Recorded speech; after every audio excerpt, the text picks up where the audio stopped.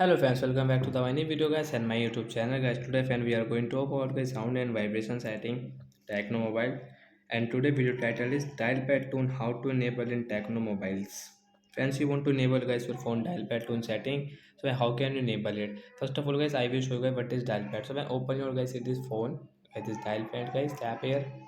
So if you enter any number, so friends you can see guys your dial pad tone guys, this background tone guys is not working in your Tecno mobile. So how can you enable this dial pad tone?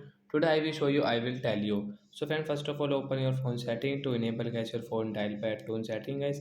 After on phone setting guys, scroll it. Friends, click on guys phone sound and vibration setting guys, tap on phone sound and vibration.